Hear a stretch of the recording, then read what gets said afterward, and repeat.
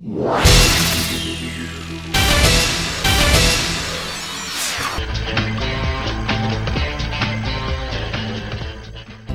Super Chexx game will be shipped in 2 large boxes strapped to a pallet for safe transport.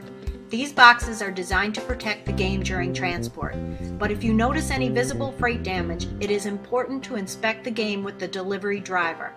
If the actual game has been damaged, you will need to fill a freight damage claim while the driver is on location. Our ICE staff will work with the freight company to have any damaged game replaced at no additional cost to the customer. Once you have the boxes in your driveway or garage, you can use a knife or scissors to cut open the boxes. Remove the plastic base from the box for transport through doorways.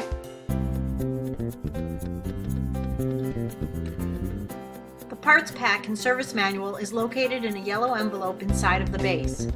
The base is a 35-inch square at the bottom, but if you lift and angle the unit, it can be swung through a 32-inch door opening. Movement through doorways less than 32 inches will require ordering the split base option. There is a second video showing the assembly required with the split base option. Here's a quick look at the parts pack. It includes your manual and the pieces you will need to assemble your game. Once you've removed the parts pack, you can position the base where you want the game. The cabinet can be removed with 2 people lifting the unit by the rubber grips and carrying the units by the rods while the harnesses are wrapped around 2 of the rods. The ribbon cable is on the back of the cabinet and should be on the same side as the back of the base where the serial tag is. Do not worry about damage to the rods, they are designed for lifting. Place the top cabinet at an angle across the base of the game, or rest on a garbage can or table, so you can have access to the main board. You will be plugging in 2 harnesses and a ground as shown on page 9 in the manual. Now we are ready to plug in the scoreboard to the main board. The orange ribbon connector goes in the 9-pin connector at the edge of the board. The wires should face away from the power supply. It should not be forced into the slot and can simply be flipped if it is not going in easily. The white 15-pin connector snaps in at the other corner of the board, and the green ground wire plugs into the metal support on the wing nut.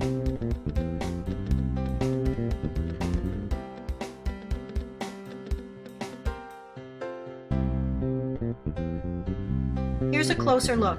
The orange ribbon connector goes in the 9-pin connector at the edge of the board.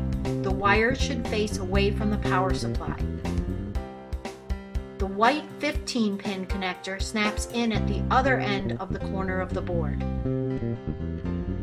And the green ground wire plugs into the metal support on the wing nut.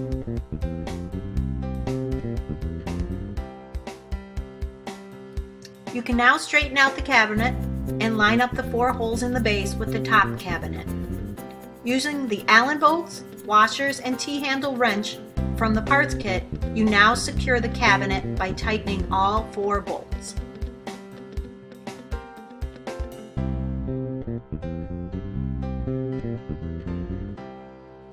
Your game is now ready to plug in and start playing.